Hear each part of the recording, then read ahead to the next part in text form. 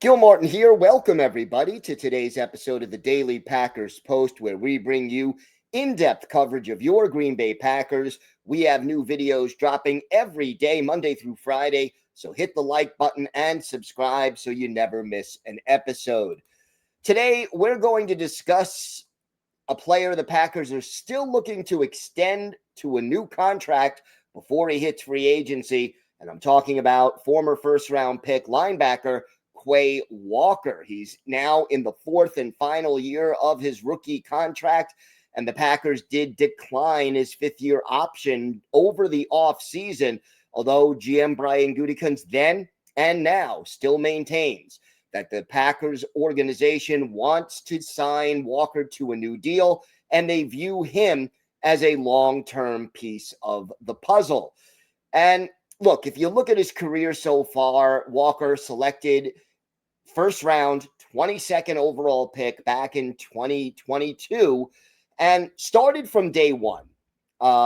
Led the Packers in tackles in each of his three seasons. Here's a guy with great speed and athleticism. That means he can cover receivers out of the backfield, act as a spy against mobile quarterbacks, chase down running plays that are on the other side of the field, or even be used to blitz the quarterback, which he has done on occasion. In fact, he had 2.5 sacks in both 2023 and 2024.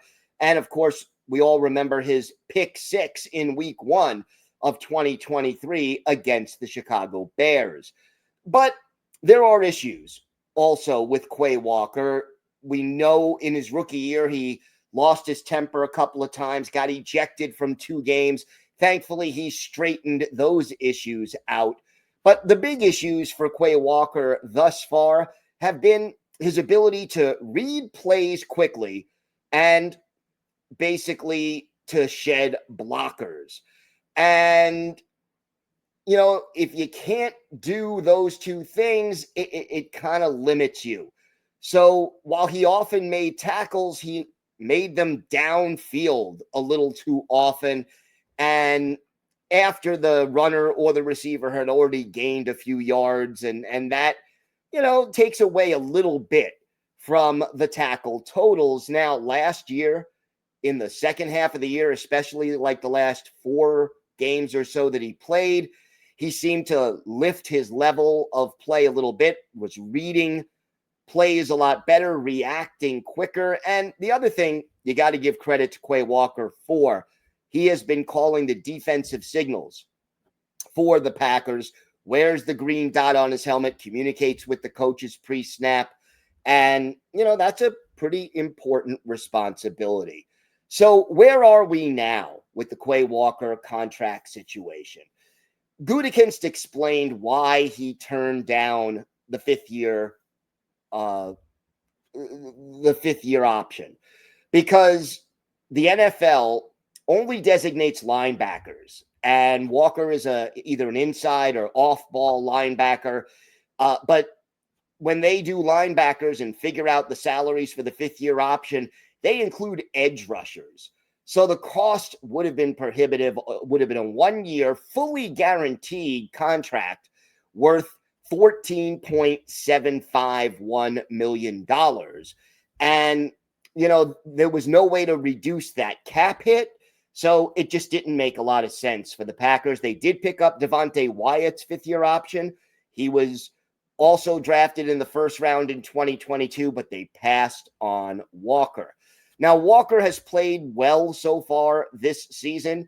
He's got 17 total tackles, which places him second on the team after 2 games.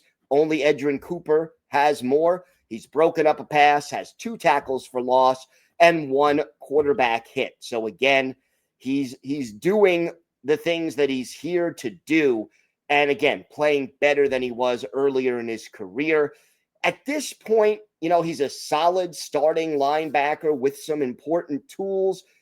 I don't think he's really lived up to that first round status, but he has become a player who makes a positive impact on the defense.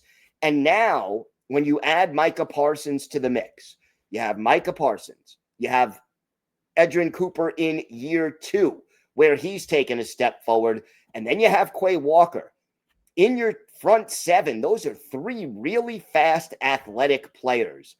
And that can make life difficult for opposing offenses, both coaches, quarterbacks, and any position player.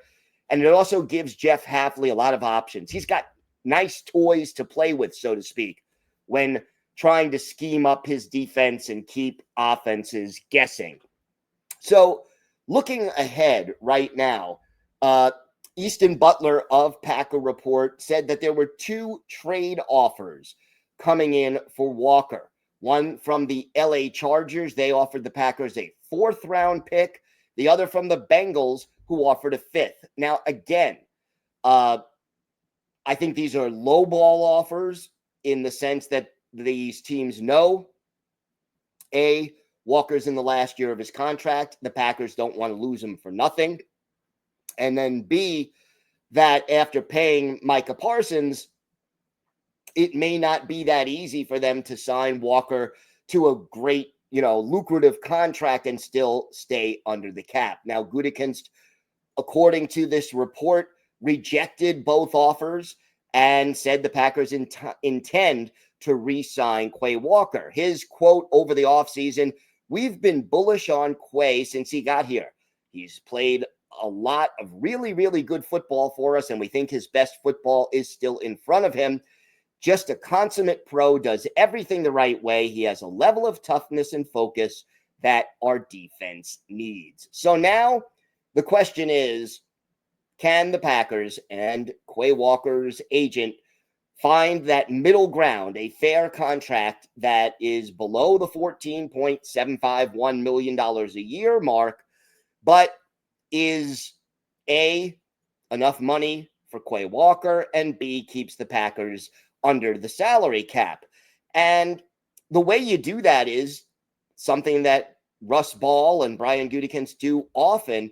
You have a big signing bonus, low base salaries in the first couple of years. The player gets their money up front in the signing bonus, and it's guaranteed. The team gets a little bit of early cap relief, and then after 2 years, you have to either restructure or release the player depending on how they're playing and what the dead cap money is. So as of right now, it appears it's more of when rather than if the Packers are able to re-sign Quay Walker. But, it's not a given, but it is something it looks like both player and team are eager to do, and we'll see if they're able to pull it off. And of course, here at the Packers Post, we'll keep you updated every step of the way. Check out our website at thepackerspost.com for in-depth articles about the Packers Monday through Saturday. Also here on YouTube, hit the like button and subscribe so you never miss one of our videos. Have a great day, everybody. Stay safe, and thank you for watching the Daily Packers Post. And yes, go Pack, go.